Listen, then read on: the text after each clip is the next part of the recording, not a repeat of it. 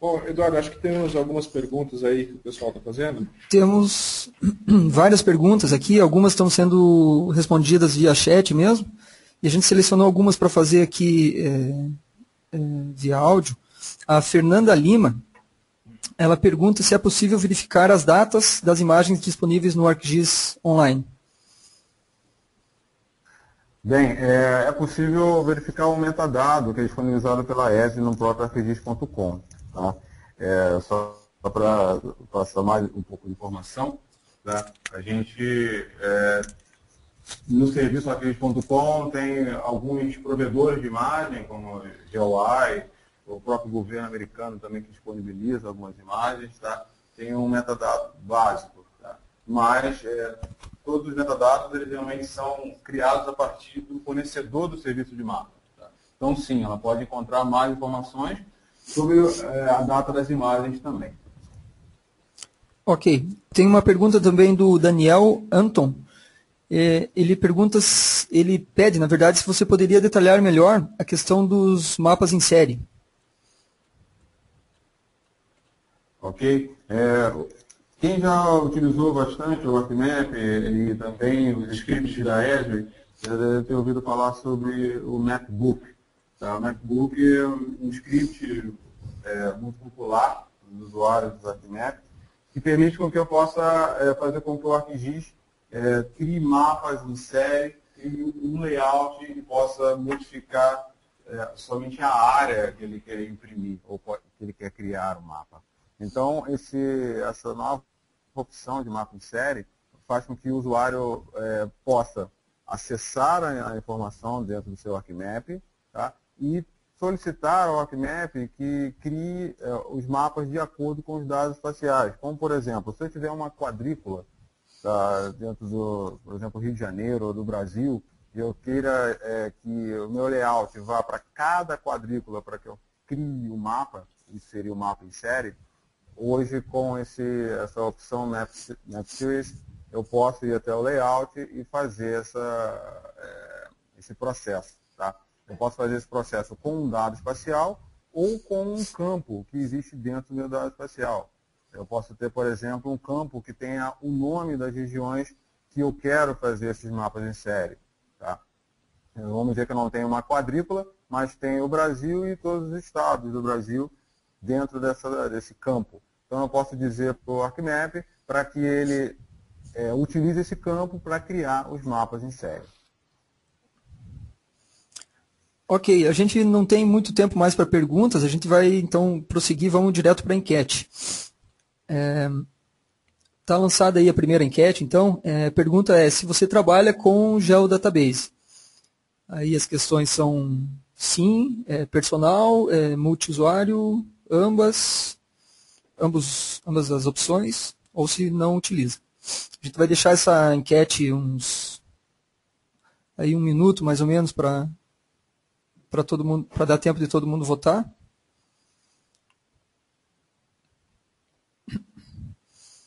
A gente já tem aí mais de 50% das pessoas já votaram.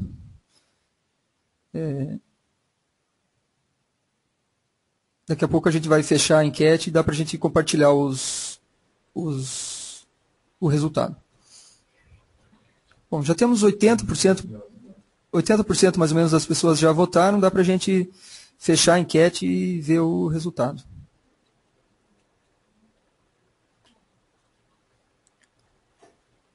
Bom, tá aí o resultado.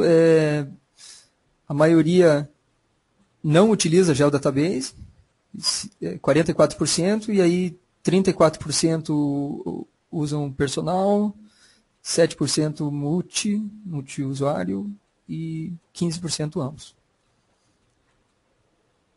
Dorival e Deilson, vocês querem fazer algum comentário? Ok. Essa informação ela é bem interessante, né? Achei que até a gente fosse ter uma aderência menor ao GeoDatabase e me surpreendi aí que mais de 50% das pessoas trabalham com o GeoDatabase de alguma forma. O GeoDatabase é um formato de dados, é uma evolução do Shapefile, e aí eu convido a todos que não trabalham com ele ainda, comecem a trabalhar, principalmente no 10, que vocês podem se beneficiar de muitas melhorias do ArcGIS 10 usando o GeoDatabase.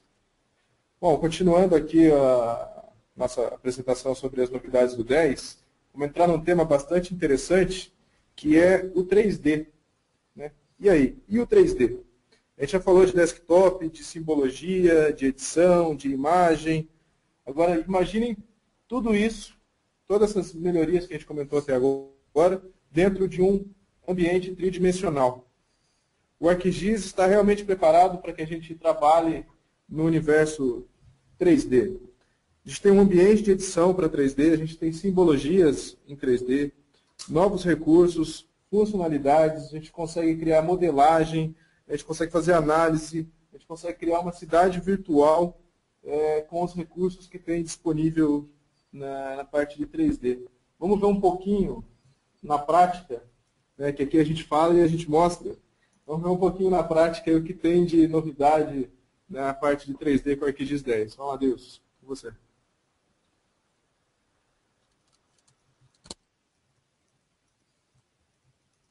Ok, Dorival, vamos lá. Mostrar um pouco do 3D. Né?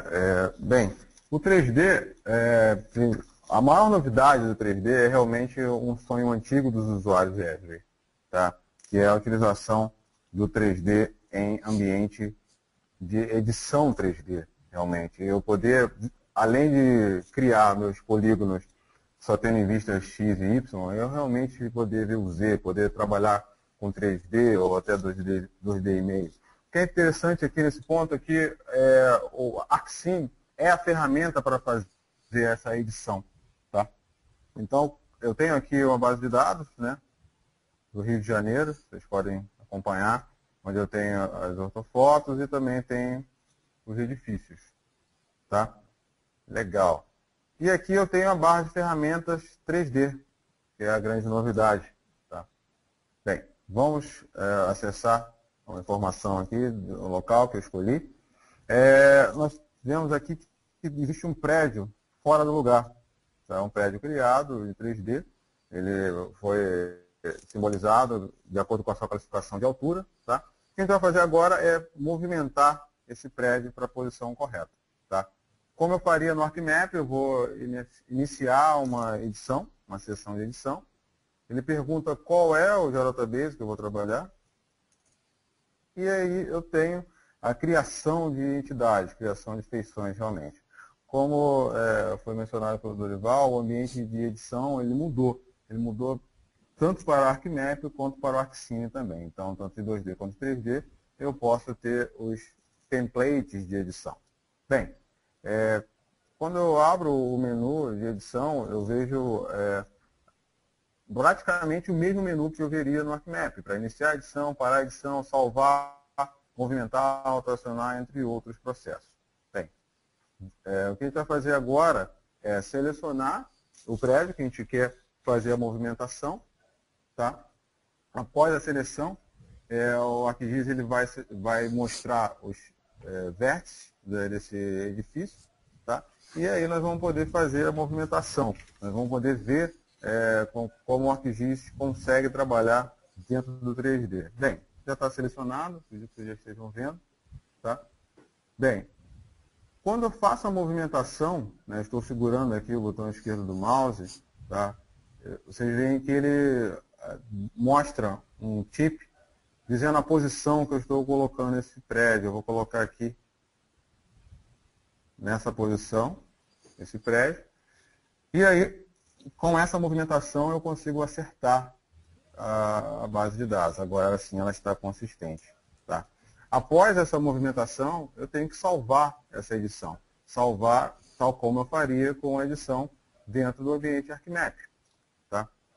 Então eu venho em Editor e peço para salvar a edição. Tá? Uma vez salvo, eu posso continuar as minhas atividades de edição. Bem, agora eu quero criar um prédio novo. Eu quero criar o prédio e quero colocar também algumas informações nesse prédio. Bem, para isso, eu vou criar um template. Um template para que eu possa criar vários prédios com a mesma característica. Vou clicar em New Template, dizer que o foco realmente é prédio, que é o único que está ativo para edição. Tá? Dentro desse prédio novo que ele criou, vou colocar prédios novos como nome. A ferramenta básica, a ferramenta inicial para edição, eu vou colocar que eu quero criar retângulos, não vou criar polígonos à mão livre, vou criar retângulos realmente. E a altura eu vou colocar de 15 metros.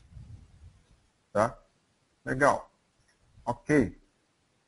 Com isso eu tenho prédios novos, um template, e eu posso selecionar esse template para que eu faça a edição. Vou criar um prédio aqui nessa área, nesse terreno, que eu acredito que seja um terreno baldio. Bem, a partir da edição, agora eu posso movimentar o meu cursor para aumentar ou diminuir a área do prédio. Bem, acabei a minha edição. Agora eu estou mandando essa informação para o ArcMap para que ele gere realmente o prédio em 3 dimensões e eu posso visualizar e possa continuar minha atividade de edição. Bem, eu não preciso fazer só com prédios ou só com polígonos, eu posso fazer com qualquer outro tipo de dado que esteja no meu Geodatabase. Então, depois da criação, eu posso movimentar, tendo em vista que ele não ficou no terreno que eu queria. Então, agora, coloco no meio do terreno, e aí ele faz a movimentação da entidade e eu tenho a edição em 3D no ambiente ArcSim. Dorival?